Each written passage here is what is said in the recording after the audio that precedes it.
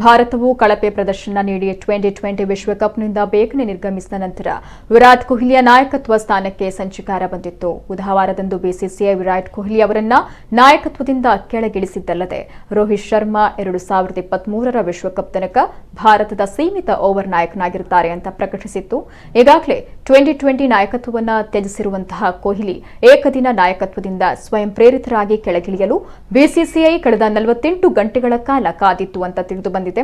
ಆದರೆ ಕೊಹ್ಲಿ ಹಾಗೆ ಮಾಡಲಿಲ್ಲ. 49ನೇ ತಾಸಿನ ವೇಳೆಗೆ ಕೊಹ್ಲಿ ಅವರ ಸ್ಥಾನಕ್ಕೆ ರೋಹಿತ್ ಶರ್ಮಾರನ್ನ ನೇಮಿಸಿರುವ ಬಿಸಿಸಿಐ ದಿಲ್ಲಿ ಆಟಗಾರನಿಗೆ ಚಾಟಿಯನ್ನ ಬೇಸಿದೆ. ಕೊಹ್ಲಿಯನ್ನ ವಜಾಗೊಳಿಸಲಾಗಿದೆ ಎಂದು ಬಿಸಿಸಿಐ ತನ್ನ ಹೇಳಿಕೆಯಲ್ಲಿ ತಿಳಿಸಲಿಲ್ಲ.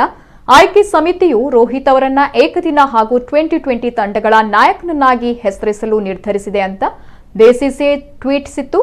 ತವರಿನಲ್ಲಿ ನಡೆಯಲಿರುವಂತಹ 2023ರ ಏಕದಿನ ವಿಶ್ವಕಪ್ನಲ್ಲಿ ಭಾರತವನ್ನ ಮುನ್ನಡೆಸುವ ಮಹತ್ವಾಕಾಂಕ್ಷೆಯನ್ನ ಹೊಂದಿದ್ದ ಕೊಹ್ಲಿ ಅವರನ್ನ ಬಿಸಿಸಿಐ ಹಾಗೂ ಅದರ ರಾಷ್ಟ್ರೀಯ ಆಯ್ಕೆ ಸಮಿತಿಯು ವಜಾಗೊಳಿಸಿದೆ. ಗ್ರೂಪ್ ಲೀಗ್ ಹಂತದಲ್ಲಿ ಭಾರತ ಟಿ20 ವಿಶ್ವಕಪ್ನಿಂದ ನಿರ್ಗಮಿಸಿದಾಗಲೇ ಕೊಹ್ಲಿ ನಾಯಕತ್ವ ಕಳೆದುಕೊಳ್ಳುವುದು ನಿಶ್ಚಿತವಾಗಿತ್ತು. ಆದರೆ ಬಿಸಿಸಿಐ ದಿಗ್ಗಜರು ಕಳೆದ 4.5 ವರ್ಷಗಳ ಕಾಲ ನಾಯಕನಾಗಿದ್ದ ಕೊಹ್ಲಿಗೆ ಗೌರವಯುತವಾಗಿ ಬೀಳ್ಕೊಡಲು ಬಯಸಿದ್ರು.